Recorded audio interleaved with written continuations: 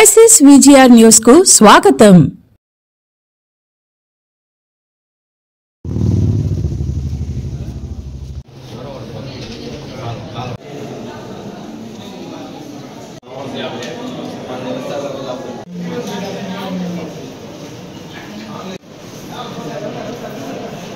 Government నుంచి వెళ్ళాలంట.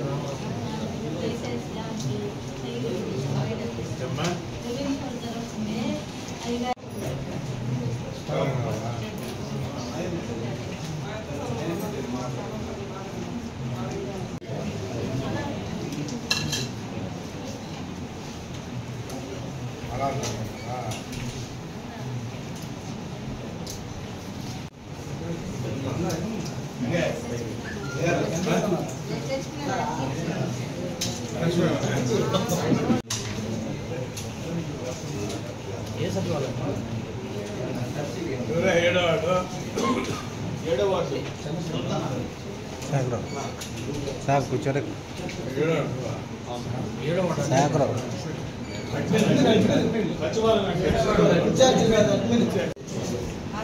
తమ దగ్గరికి తీసుకుని వచ్చి ఇచ్చింది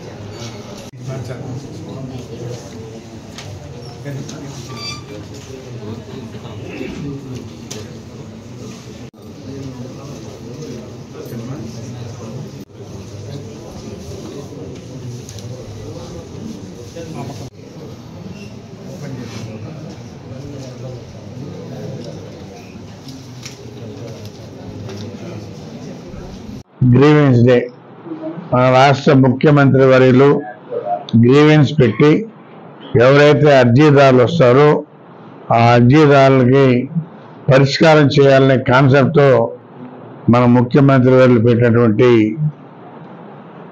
ఇది అందులో భాగంగా ఈరోజు మున్సిపాలిటీలో పాల్గొని మన అర్జీలన్నీ కూడా స్వీకరించాం. టోటల్గా 92 అర్జీలు ఇచ్చారు.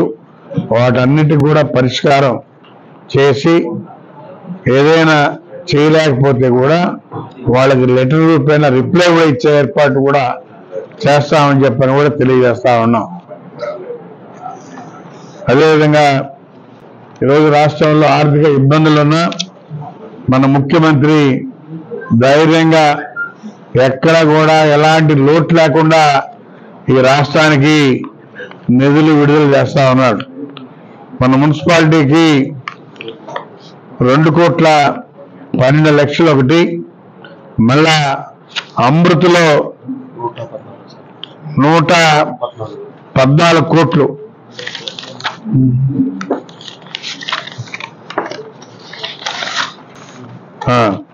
$114,84,00,000 అమృతలో కూడా ఇప్పుడున్నటువంటి పైప్ లైన్లు మొత్తం కూడా డిస్మాండిల్ చేసి శాశ్వతంగా ఉండే విధంగా ఇప్పుడు వేసినటువంటి పైప్ లైన్ అక్కడక్కడ లీకులు అవుతా ఉన్నాయి, కంప్లైంట్లు ఉన్నాయి, ఈ డ్రైన్లో కలుస్తున్నాయి. అనే రకరకాల అపోహలు ఉన్నాయి. కాబట్టి ముందు ప్రజల ఆరోగ్యం ముఖ్యం అని చెప్పి మన ముఖ్యమంత్రి ఆలోచించి కంప్లీట్ గా ఉన్నటువంటి పైప్ లైన్ మొత్తం రిమూవ్ చేసి కొత్త పైప్ లైన్ కూడా వేసి మంచి నీళ్లు ప్రతి ఇంటికి కూడా మనం గతంలో ఏమైతే చెప్పామో ట్యాప్ సిస్టమ్ ఇచ్చి ప్రతి ఇంటికి మినరల్ వాటర్ ఇస్తామని చెప్పాం. అదేవిధంగా ప్లాంట్ అక్కడ పెట్టి మినరల్ వాటర్ కూడా త్వరలో ఇవ్వబోతున్నామని చెప్పని కూడా తెలియజేస్తా ఉన్నాం. దానికోసమే 112 కోట్లు ఖర్చు కూడా అవుతుందని చెప్పని కూడా తెలియజేస్తా ఉన్నాం.